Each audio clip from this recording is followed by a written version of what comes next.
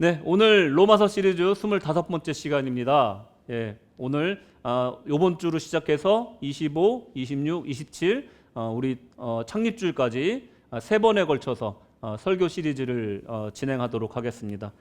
세상 속의 그리스도인이라는 제목으로 세 가지 주제, 첫째로 축복, 공감, 화목, 이 세 가지 주제로 시리즈 설교로 3주간 진행하도록 하겠습니다. 오늘은 첫 번째 시간으로 축복에 관한 설교를 함께 나누도록 하겠습니다. 제목은 거룩한 인사이더, 적을 친구로 만드는 축복의 기술이라는 제목으로 함께 은혜 나누도록 하겠습니다. 여러분, 제가 휴가 동안에 뭐 한 것 같으세요? 좀 변한 게 있나요? 뭐가 변했나요? 예? 슬림해졌어요? 왜 그러지? 몸무게는 그대로인데. 운동을 좀 해서 그런가? 제가 뭘 했냐면요, 운동도 좀 했고, 휴가 때 책도 좀 읽고, 또 좀 만나러도 다니고 캠핑도 하고 했는데 책을 좀 많이 봤어요. 보면서 올 한 해 목회를 어떻게 이끌어갈까, 또 앞으로 우리 교회 비전을 어떻게 세울까, 좀 아이디어를 얻고 또 영감을 받기 위해서 좀 나름 시간을 보냈습니다. 또 뭐 목사님들에게도 만나서 이야기 나누기도 하고요. 또 호주 현지 교회도 좀 이렇게 방문해서 참석해 봤습니다. 어떻게 새 가족들을 맞이하고 제자 교육을 어떻게 하는지 좀 둘러봤는데, 그야말로 제가 이제 새 가족이 된 거죠. 다른 교회에 갔으니까, 제가 누군지 모르니까 가서 새 가족이 돼서 들어갔는데, 여러분 새로 오신 분들의 마음을 좀 알겠더라고요. 그리고 우리 교회에 오신 지 얼마 안 되신 분들의 마음을 좀 알겠더라고요. 한 명이라도 좀 살갑게 대화해주고 관심 가져주고 식당 이쪽입니다 하고 인도해주고, 또 혼자 앉아있으면 같이 말 걸어주고 하니까 참 너무 그 사람이 천사처럼 보이더라고요. 여러분들도 그렇게 하시기 바랍니다. 제가 겪어보니까 알겠어요. 여러분, 근데 제가 책을 읽으면서 요번에 혼자 있어서 그랬는지 저의 마음에 팍 박힌 어떤 책의 제목도 아니고 챕터의 제목이 있었어요. 그게 뭐였냐면, 잘 차려 입었는데 갈 곳이 없다, 이 말이 있는 거예요. 제가 딱 이제 주일날 예배 드리고 그 다음날 월요일날 잘 차려입고 면도도 싹 하고 좀 어디 카페나 어디 가서 앉아서 좀 책이나 보고 커피나 한잔 마셔야겠다 그러고 딱 소파에 딱 앉았는데, 막상 앉아서 나가려니까 갈 곳이 없는 거예요. 와, 그러면서 마음이 참 그렇더라고요. 그러면서 책을 펼쳤는데 이 말이 탁 나온 거예요. 기가 막히죠. 잘 차려입었는데 갈 곳이 없다. 여러분들 이런 경험 하신 적 있으십니까? 네, 아이고, 저랑 같이 커피 한잔 하시죠. 사람들은요, 저처럼 혼자 지내는 시간 어떻게 보내느냐 참 중요합니다. 그러면 발전이 있고요, 성장이 있어요. 그런데 또 중요한 게, 동시에 잘 차려 입었는데 나가서 만날 사람도 있어야지 그 사람이 행복한 사람입니다, 여러분. 혼자만 잘 지낸다고 잘 사는 게 아니고요, 나가서 잘 차려입고 나가서 갈 곳도 있고 만날 사람도 있어야 그 사람이 행복한 삶이라는 것입니다. 우리는 모두 인사이더, 영향력 있는 셀럽을 꿈꿔요. 이게 꼭 뭐 유명한 사람이 되고자 하는 것이 아니라, 내 주변에 나를 사랑해주고 나를 위해 기도해주고 축복해주고 나를 지지해주는 사람으로 둘러싸이는 그런 삶을 누구나 원한다라는 뜻입니다.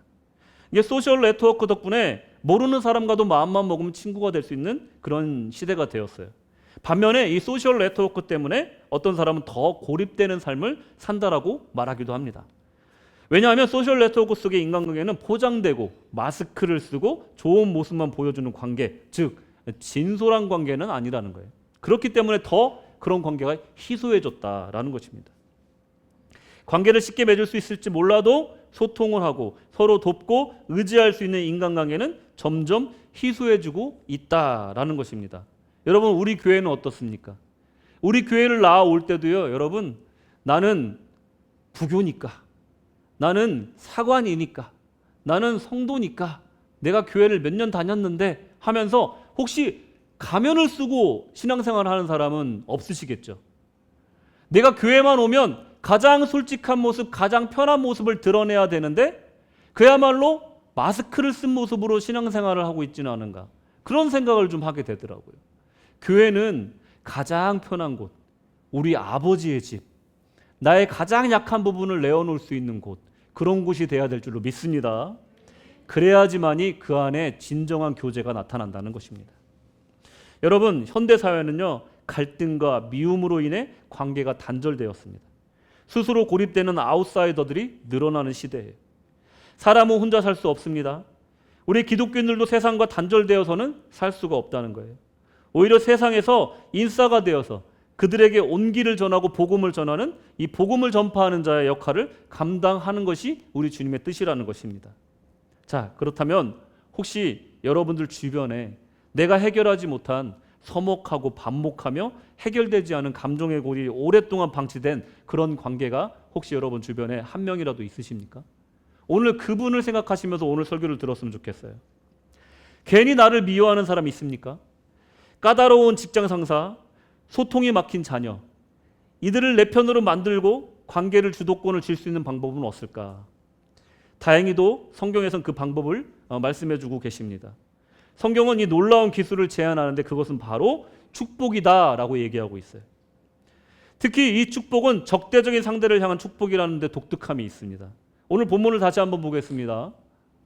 다 같이 읽겠습니다. 시작. 너희를 박해하는 자를 축복하라. 축복하고 저주하지 말라. 아멘. 우리가 사람들을 축복을 해야 되는데 누구를 축복해야 된다고 얘기하고 있습니까 지금? 우리를 박해하는 자를. 우리를 박해하는 자를 우리가 어떻게 된다고요? 축복해라. 이렇게 얘기하고 있어요. 이건요, 우리한테 잘해주는 사람한테 축복하라는 것도 아니고요, 우리랑 친한 사람한테만 축복하라는 것이 아니에요. 오히려 우리와 껄끄러운 사람, 나를 괜히 미워하는 사람, 괜히 나를 괴롭히는 그 사람을 내가 어떻게 대할 것인가에 대한 해답을 지금 말해주고 있는 거예요. 결론부터 말하자면 그거예요. 축복하라는 거예요. 저주하지 말라는 겁니다. 이것은 종교적인 의식이 아니라 적을 친구로, 원수를 팬으로 만드는 가장 강력한 관계의 기술이라는 것을 오늘 말씀이 말씀하고 있는 거예요.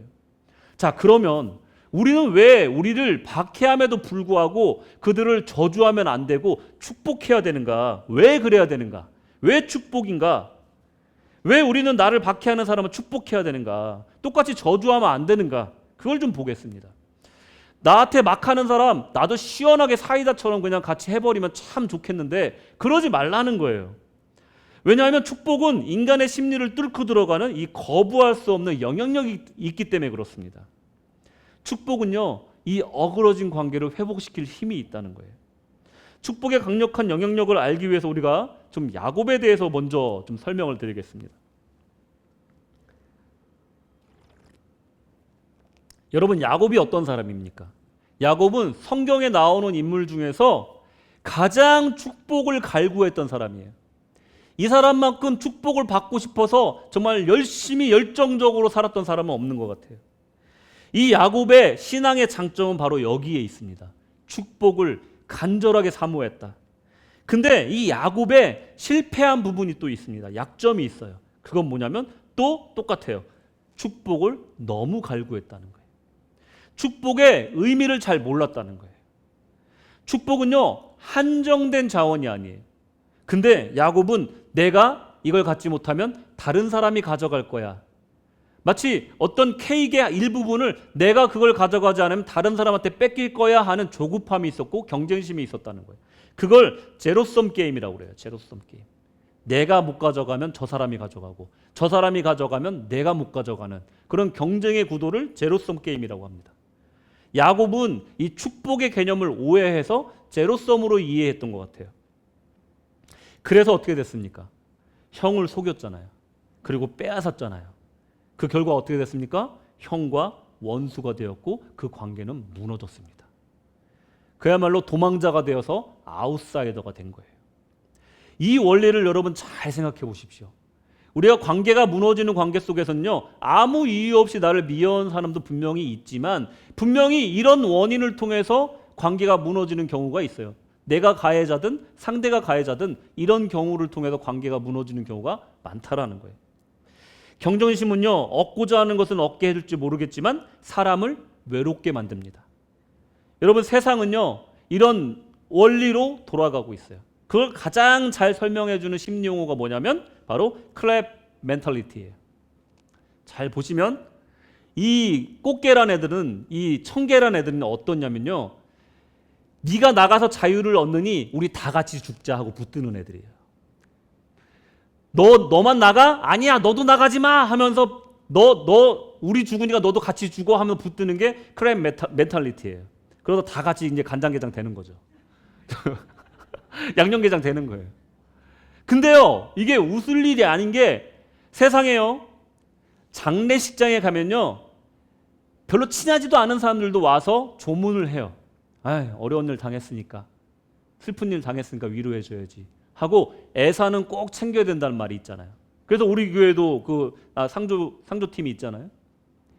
여러분, 근데요, 축하해줘야 될 일, 개업식, 결혼식, 막 기쁜 일이 있는 데는요, 정말로 친한 사람들이 온다는 거 여러분 아십니까?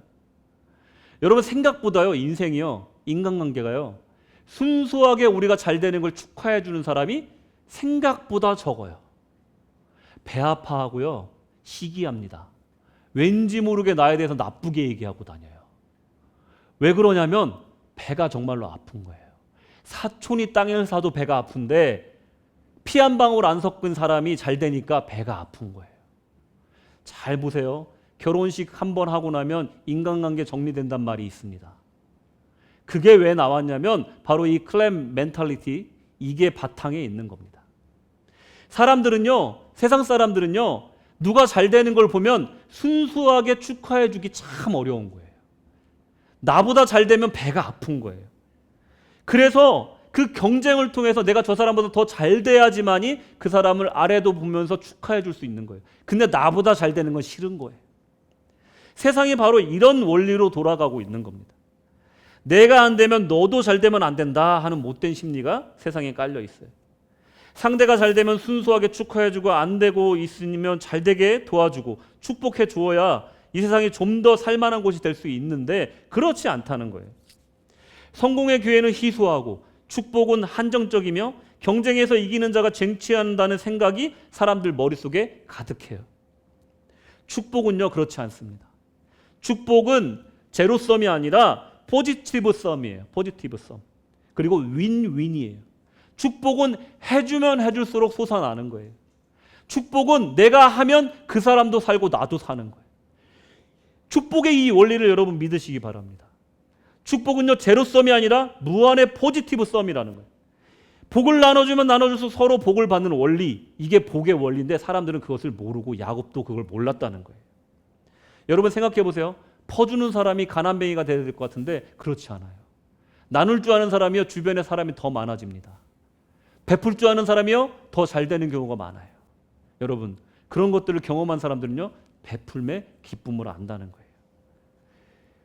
신학적인 이유를 보면 우리가 결핍의 야곱이 아니라 풍요의 상속자이기 때문에 우리는 축복해야 합니다. 축복은 샘물같이 퍼낼수록 더 솟아나고 남을 축복한다고 내 몫이 줄어들지 않습니다.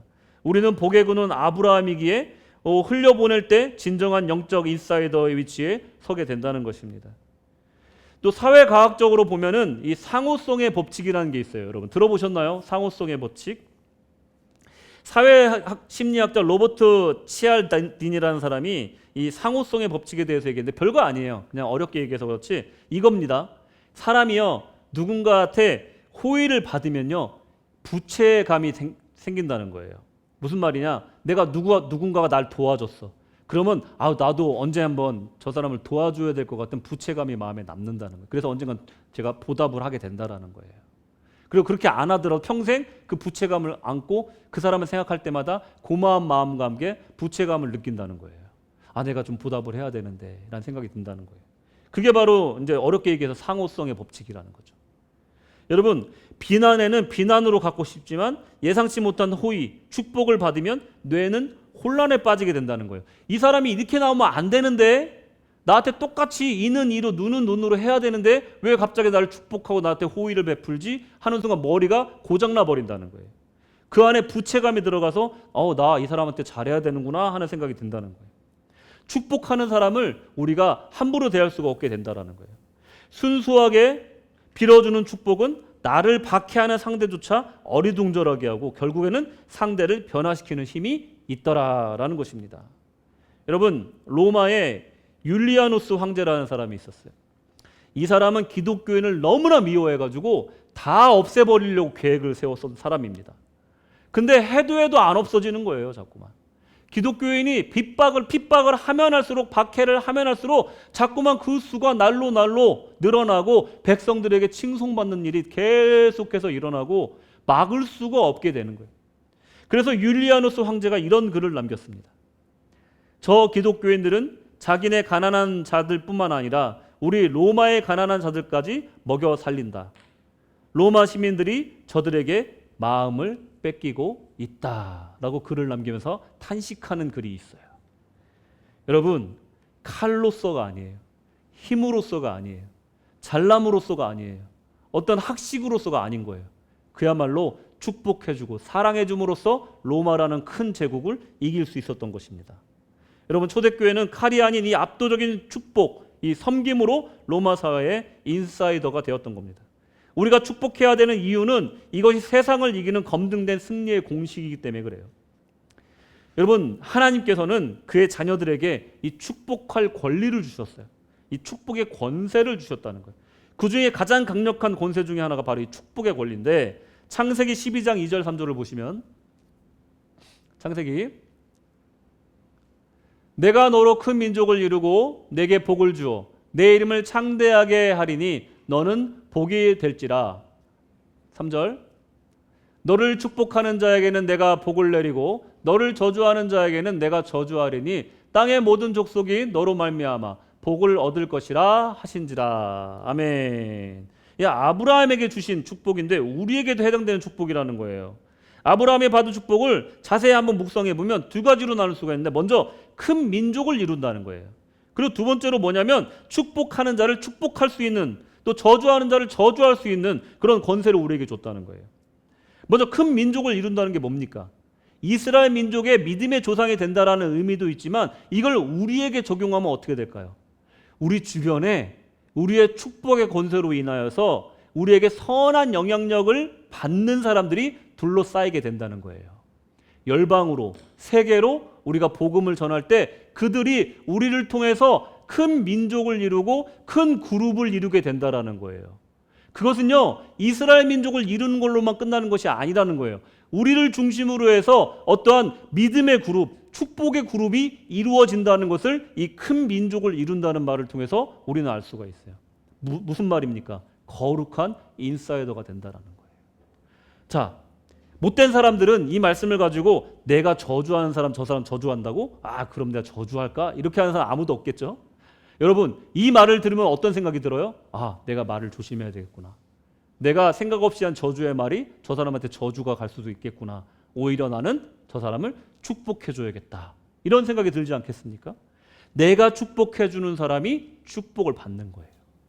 내가 저주하는 사람이 미안하지만 저주를 받게 된다는 거예요. 여러분, 이 권세를 우리가 받은 겁니다. 여러분, 이 권세가 엄청나게 큰 권세는 세상 사람들이 아무리 인정 안 해도 우리는 이미 받은 거예요. 우리는 하나님의 이름으로 그들을 축복하면 그들은 축복을 받는다는 것입니다. 우리가 세상을 살면서 축복의 권한으로 선한 영향력과 지도력을 발휘할 수 있고, 그로 인해서 모든 절망적인 관계와 상황이 획기적으로 변할 수 있다는 것을 믿어야 됩니다. 여러분, 믿으십니까? 이것이 축복의 권세를 사용해야 되는 이유라는 거예요. 자, 그러면 어떻게 우리가 축복을 권세를 이용할까? 내 감정이 아니라 위임된 권세를 활용해야 된다. 내 감정으로는 이 사람 미워요. 축복해주기 싫어. 내가 왜 저 사람을 축복해줘야 돼? 방금 전에 내가 남편이랑 싸웠어. 내가 방금 전에 아내랑 말싸움했어. 근데 그 사람을 축복해주라는 거예요. 저 왼수를 내가 어떻게 축복을 해줘? 근데 이 말씀은 뭡니까? 나를 박해하는 자를 어떻게 하라고요? 축복해. 물론 내 아내가 나를 박해를 해. 김사관이 그렇다는 게 아니에요. 내 남편이 나를 박해를 해. 그럼 어떻게 하라고요? 그 사람을 축복하라. 뭐 하지 말라고요? 저주하지 말. 나가 죽어라. 그러면 안 된다는 거예요. 여러분, 절대로 축복해 주라는 거예요. 축복해 주라는 거예요. 감정이 아니라, 내 감정은 절대 그렇게 할 수 없지만 하나님의 자녀로서의 권세로서, 나의 위임된 이 권세로서 그 사람을 축복하는 거예요. 이 왼수야 축복받아라 이렇게 하는 거예요.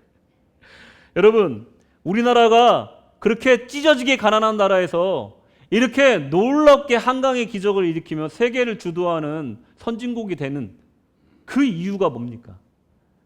우리가 그 축복의 권세의 말을 했기 때문에 그런 거예요. 우리가 잘 될 거라는 거, 하나의 축복을 누릴 수 있는 민족이라는 걸 믿었기 때문에 그런 거예요. 믿음으로 기도했기 때문에 그런 거예요. 심지어는 우리 아이들 코 풀 때 어떻게 했다고요? 흥해라, 흥! 이렇게 해가지고 우리나라가 성공했대잖아요.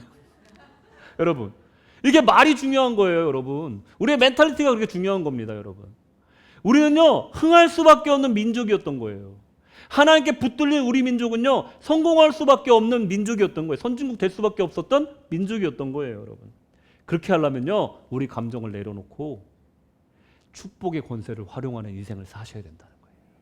저주하는 삶이 아니라 축복하는 삶을 살아야 된다는 것입니다. 여러분, 이 권한은요, 저는 제가 목회자가 돼서 참 감사한 게 저에게는요, 이 축도권이 있어요. 축도권. 축복해주는 권한이 있어요, 여러분. 저는 목회자로서 여러분을 축복해줄 권한이 있습니다. 그래서 제가 자꾸만 기도 제목을 내라는 거예요.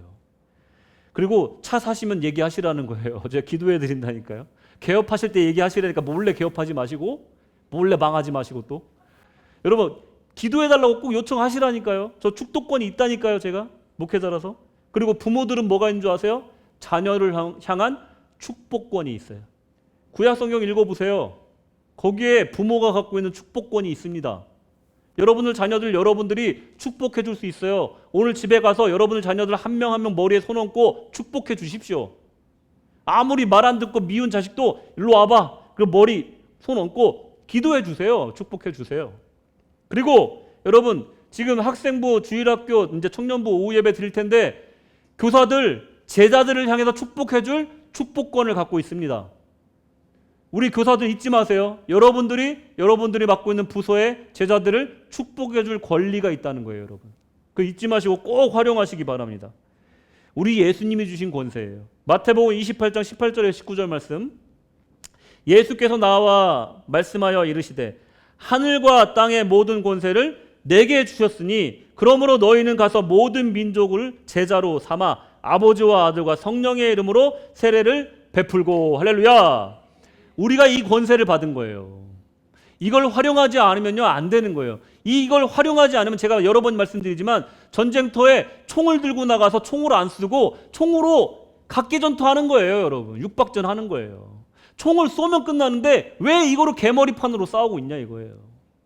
권세가 있는데 권세를 쓰지 못하고 있는 상태라는 거예요. 이 축복의 권세 여러분 누리시기 바랍니다.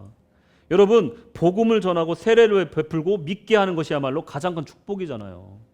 이런 일을 하는 권세는 우리에게 이미 주셨다는 거예요. 하늘과 땅의 권세를 주셨다는 거예요. 그래서 우리가 축복을 빌어줄 때 나 자신의 인품이나 사회적 지위와 상관없이 주님의 이름으로 누구든지 축복할 수 있는 권세를 받았다라는 것입니다. 축복을 빌어주는 일은 손해볼 것이 없는 장사입니다.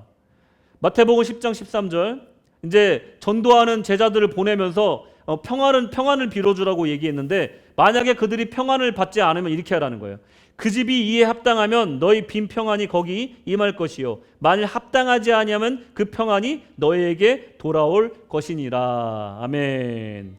뭐예요? 이 축복을 빌어주고 평안을 빌어주는군요. 손해볼 것이 하나도 없는 장사라는 거예요.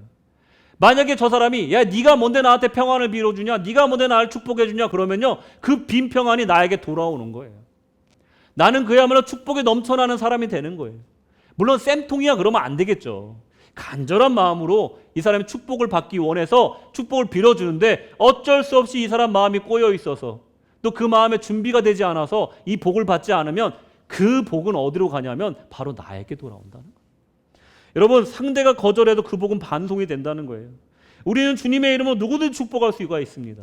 그리고 나 자신에게도 축복할 수 있습니다. 여러분, 내가요 왠지 모르게 되는 일이 없어.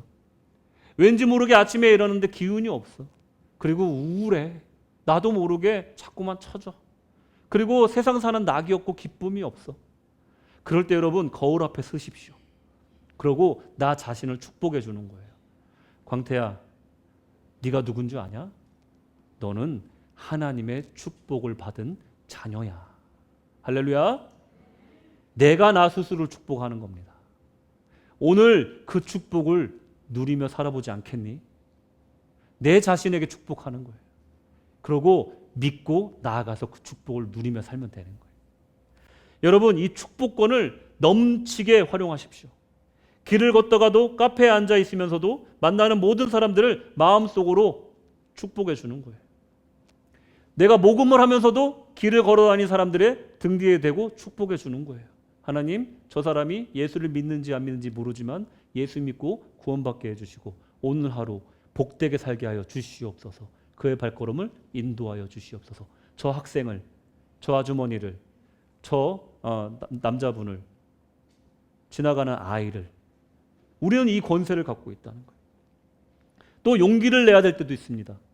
어려움 당하는 사람들을 만나면 그들을 돕고 그와 동시에 잊지 말아야 될 것이 그들을 축복해 줘야 됩니다. 누군가 당신을 뭐라도 됩니까? 당신이 뭔데 나를 축복하니 많이 합니까? 무슨 자격을 하냐? 뭐 따지든 뭐든 여러분 위축될 필요가 없습니다. 우리는 그 권세를 받았고 우리는 권세를 누리면 되는 겁니다. 우리의 자격과 위치로 축복하는 것이 아니라 주의 이름으로 여러분 축복하면 된다는 것입니다. 자, 마지막으로 사관님 설교 오늘 짧은데 기쁜 소식이 여러분 축복합니다. 자, 세 번째로 그러면 우리가 무엇을 구체적으로 해야 되는가? 축복이라는 것은 율로기아입니다. 율로기아. 이게 굉장히 쉬운 말이에요. 율로기아 뭐냐면 기아예요. 좋은 말을 하다예요. 뭔 말입니까? 옆에 분한테 좋은 말을 해주는 거예요. 당신을 보니까 참 복이 넘칩니다. 옆에 분한테 한번 해볼까요? 자, 해보겠습니다. 당신을 보니 참 복이 넘칩니다. 예. 받기만 하는 사람 뭐야? 자, 서로 해주세요. 서로. 자, 당신을 보니 하나님의 복이 넘칩니다.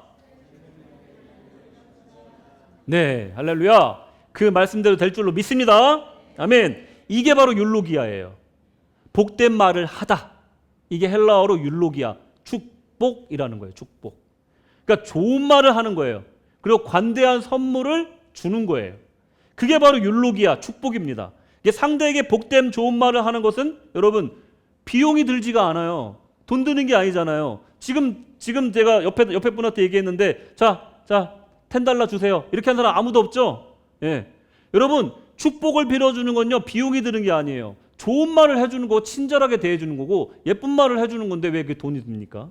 그냥 이게 축복이라는 거예요. 그러니까 축복을 해주는 건 어려운 일이 아니라는 거예요. 선물도 주는 사람, 받는 사람이 모두 자유롭게 안 받고 싶으면 거절할 수도 있고 받을 수도 있는 게 선물이잖아요. 이 축복도 마찬가지입니다. 내는 그냥 주는 거예요. 그 사람이 받든 안 받든. 그 사람이 안 받아도 나에게 돌아오니까. 상대가 어떠하든지 우리는 상대를 축복하고 친절로 대하고 복음을 선물로 주는 역할을 그냥 감당하면 된다라는 거예요. 그 선물을 전달하는 효과적인 방법을 제가 소개시켜 드리도록 하겠습니다. 내 주변에 혹시 껄끄러운 사람이 있어. 전도를 좀 하고 싶은데 방법을 좀 모르겠어. 그리고 내 가족 중에 사이가 틀어져서 오랫동안 얘기 안 한 가족이 있어.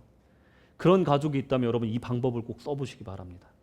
시카고 크리스천 커뮤니티 처치의 데이브 퍼거슨 목사님이 책에서 쓴 내용을 실제로 그 교회에서 활용해서 큰 부흥을 경험했던 내용입니다. 브레스의 원칙입니다. 블레스 원칙 5가지 원리인데 첫째로 begin with prayer. begin with prayer. 기도로 시작하라는 거예요. 기도로. 내가 막상 가가지고 나랑 껄끄러운 사람, 나를 미워하는 사람, 나를 박해하는 사람한테 가서 갑자기 당신을 축복합니다. 그럼 어떻게 할까요? 뭐 하는 거야? 그러고 하겠죠. 화를 내겠죠. 이 사람이 제정신이야? 그러겠죠. 그러니까 우리 몰래 뒤에서 이 사람의 이름을 품고 기도하자는 거예요. Begin with prayer. 축복을 하기 전에 먼저 그 사람의 이름을 품고 기도하자는 거예요. 그 이름에 가시가 몇 개가 있든 그 이름에 얼마나 거친 것들이 붙어 있든 그냥 꼭 앉자는 거예요. 피가 나든 상처가 나든 일단 꼭 앉자는 거예요. 마치 진주 조개가 이물질을 끌어안아서 부드럽고 빛나는 진주를 만드듯이 우리가 일단 그거를 끼어 안는 거예요. 그 사람의 이름을. 그리고 그 영혼을 끌어안는 거예요. 그러면서 그 이름을 부르면서 하나님께 기도하는 겁니다. 이거로 시작하는 거예요. 이거로 시작하는 거예요. 벤자민 플랭클린 효과라는 게 있습니다. 제가 오늘 뭐 사회 심리학 용어를 많이 얘기하는데 영적으로 이걸 적용하면 어떠냐면 누군가에게 호의를 베풀었을 때 호의를 받은 사람이 호의를 느끼는 것도 있지만 호의를 베푸는 내가 그 사람에게 더 호감을 느낀다는 거예요. 무슨 말입니까? 내가 애정을 품고 이 사람을 위해서 기도해요. 이 사람은 솔직히 얘기해서 별로 인격이 좋거나 아니면 사람들에게 좋은 평판을 받는 사람이 아니야. 나에게도 막 함부로 하는 사람이야. 근데 내가 이 사람을 안고 기도를 하는 순간 내가 이 사람에 대해서 호의를 품게 된다는 거예요. 애정이 생긴다는 거예요. 그 전까지만 해도 그냥 미운 사람이었어요. 그 전까지만 해도 나를 괴롭히는 사람으로 난 생각했어요. 근데 이 사람을 내가 품고 기도하면서부터 이 사람에 대한 애정이 생기고 이 사람에 대한 축복이 나오고 그때부터 이 사람을 사랑하게 되는 그런 시작점이 된다라는 거예요. 우리는 보통 원수를 사랑하라 하면 에이 원수를 어떻게 사랑합니까? 라고 얘기하지만 이 앞에 한 단계가 있는 거예요. 이 사람을 품고 기도하다 보면요. 이 원수를 사랑하게 되는 겁니다. 원수를요 그냥 생으로 사랑하라는 게 아니에요.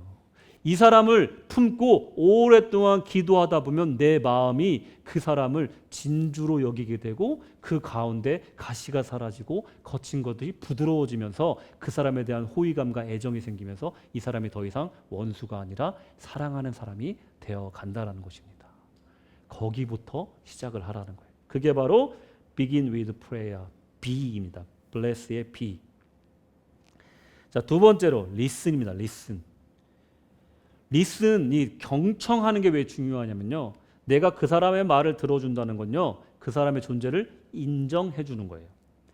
적대적인 사람일수록 나를 미워하는 사람일수록 내 말을 무시했다라는 상처를 갖고 있을 가능성이 많아요. 저 사람이 그렇게 하는 이유가 정당하진 않지만 그 이유 중에 하나는 저 사람은 내 말 안 들어. 저 사람 나 무시해. 그러니까 나는 저 사람한테 함부로 할 거야. 나는 그런 마음이 깔려 있다는 거예요.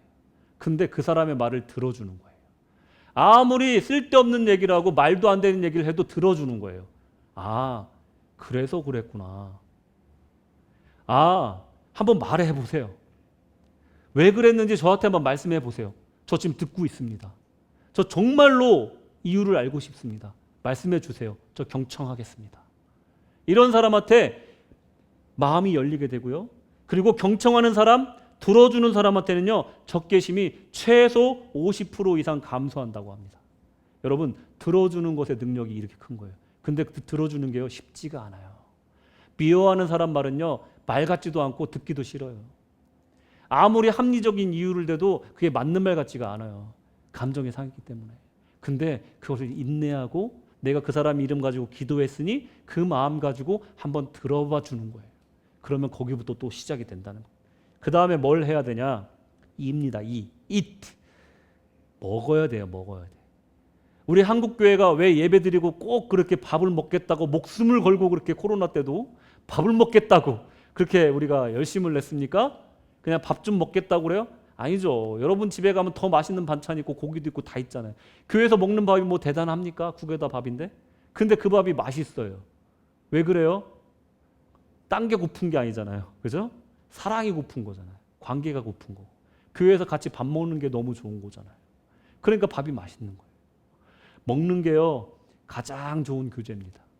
여러분 청소년들, 학생들, 청년들 사역할 때 가장 중요한 게 뭔지 아세요? 말씀의 탁월함, 또 어떤 무슨 프로그램, 수련회를 막 진짜 막 흥미롭게 게임을 잘해야 되고 재밌어야 돼, 농담도 잘해야 돼, 전도사가 목회자가 아니에요. 학교 끝날 시간에 전화해가지고 야 어디로 나와 우리 떡볶이 먹자. 그게 제일 중요해요. 먹회가 제일 중요합니다. 목회 아니고 먹회가 제일 중요합니다. 여러분 청소년들에게 가장 권위 있는 사람 누군 줄 아세요? 사가님도 아니고요. 부교님도 아니고요. 정교님도 아니에요. 나랑 떡볶이 먹은 사람이에요. 나랑 친한 사람의 말이 가장 권위가 있습니다. 여러분 나랑 같이 밥을 먹으면요. 그 순간부터 마음이 녹기 시작하는 거예요. 로마 시대에 군인이었던 파코미우스라는 사람이 회심한 이야기가 있는데 징집되어 가지고 전쟁터에 나갔어요. 근데 굶주려서 쓰러졌어요. 초원에서. 그 탈영병도 아니고 그냥 그 폐잔병처럼 혼자 남겨진 거예요. 근데 어떤 사람들이 와서 음식을 나눠주는 거예요. 이것 좀 먹고 기운 좀 내세요 하고 준 거예요. 근데 알고 봤더니 자기들이 죽이려고 했던 사람들인 거예요. 근데 알고 봤더니 그 사람들이 크리스찬들이었던 거예요. 기독교인들은 도대체 왜 자기를 죽이려고 했던 나에게 왜 이렇게 먹을 걸 나눠주느냐. 도대체 어떤 사람이길래, 누구를 믿길래, 저들의 종교는 어떻길래 원수인 나를 밥을 주고 이렇게 살려주는가. 거기서 궁금증이 생겨서 이 사람이 나중에 수도원 운동을 시작하게 된 그 성자로서 나중에 회심을 하게 됩니다. 밥 한 끼가 한 사람을 개종시킨 거예요. 여러분, 거창한 식사가 아니어도 됩니다. 커피 한 잔 같이 나누는 거, 그리고 지나가다 만난 사람에게 초콜릿 하나, 사탕 하나 나눠주면서 따뜻한 말 한마디 해주는 거, 율로기아 해주는 거, 그게 바로 축복이라는 거예요. 자, 네 번째로 섬겨라. 필요를 채워주는 거예요. 그가 가장 곤란할 때, 가장 도움이 필요할 때 돕는 것은 적을 친구로 만드는 가장 기적적인 방법입니다. 아무리 미운 사람도요, 내가 정말 절실할 때 나에게 도와주는 사람, 그 사람을 미워할 수는 없는 거예요. 여러분, 아무리 내가 기독교 반대하는 사람이고 교회 가는 사람들 내가 우습게 보고 안티 크리스찬이었던 사람도 내가 뭐 이민 서류 해야 되고 아니면 영어가 부족해서 통역 필요할 때 사관님이 가서 같이 서류 같이 해주고 통역해주면요, 그때부터 교회에 대한 인식이 달라지는 거예요. 내가 잘못 생각했나? 그때부터 그게 생기는 거예요. 그들의 필요를 채워주고 그들을 섬겨주는 거예요. 순수한 마음으로. 그리고 마지막으로 이야기를 나누는 게 중요합니다. 이야기를 나누는 게. 최고의 선물, 이 복음을 나눠주는 거예요. 그리고 나의 이야기로 복음을 전하는 거예요. 그냥 사형리 갖다 들이밀지 마시고 내가 예수 믿는 이야기를 해주는 거예요. 나도 형제님처럼 누구누구 아빠처럼 누구누구 엄마처럼 참 성격이 좀 욱하는 성격도 있었고, 그리고 참 사람들하고도 맨날 싸우고 항상 인생에 불만이 많았던 사람이야. 근데 예수님 믿고 나니까 내가 왜 그랬지 하는 생각이 들더라. 믿고 보니까 안 믿는 것보다 믿는 게 1000배, 100배, 1000배, 10,000배는 더 좋더라. 그런 얘기를 그냥 해주는 거예요. 예수님이 어떻게 했길래 내가 이렇게 변했을까? 참 얘기해주고 싶어. 우리 예수님이 우리를 위해서 대신 그 생명을 버리셨잖아. 그런 얘기를 하는 거예요. 이런 이야기를 나누면서 이 축복의 과정이 완성돼 가는 겁니다. 여러분, 어려운가요? 어렵지 않죠. 여러분 삶 속에 차츰차츰 실천해 나갈 수 있는 그런 실천 과제로서 여러분들 받아들이시기 바랍니다. 여러분 떠오르는 이름이 있으세요? 그 사람들을 먼저 마음에 품고 기도하기 시작하시기 바랍니다. 말씀을 마치겠습니다. 우리는 이 세상 속에 거룩한 인사이더입니다. 왜 우리는 축복을 써야 됩니까? 이는 이로, 눈은 눈으로 되갚는 이 반목과 미움의 관계를 끝내는 것은 내가 먼저 상대를 축복해 주는 것에서 시작된다는 것입니다. 그래서 우린 축복을 써야 돼요. 그럼 어떻게 써야 되냐? 위임받은 축복권을 사용해야 돼요. 감정이 아니라 주님의 이름으로 나의 가장 껄끄러운 사람, 사랑하기 힘든 사람을 축복하면 된다. 그럼 어떤 것을 할 것이냐? 블레스, 기도, 경청, 식사, 섬김, 복음 전함, 이야기 나눔, 이걸로 여러분 실천해 보시기 바랍니다. 여러분, 오늘 여러분의 마음속에 불편한 그 사람의 이름을 한번 떠올려 보시기 바랍니다. 그를 제거해야 될 적이 아니라 내가 축복으로 품어야 될 미전도 종족이라고 한번 생각해 보십시오. 그러면 나는 상처받은 사람, 나는 누군가에게 욕먹은 사람, 누군가에게 미움받은 사람에서 나는 축복해 주는 사람, 용서해 준 사람으로 위치가 바뀌게 될 것입니다. 오늘 집에 돌아가서 여러분의 자녀들을 축복해 주십시오. 내일 출근해서 여러분의 동료들에게 커피 한 잔 한번 건네보시기 바랍니다. 여러분의 축복을 선포할 때 여러분의 세상의 변두리가 아니라 하나님의 나라의 중심에 서게 될 줄로 믿습니다. 축복의 권세로 멋있게 차려입고 세상에 나가 축복하고 사랑하고 사랑받는 복된 세상을 살아나가는 주님의 복된 자녀들 되시기를 주님의 이름으로 축복합니다. 아멘.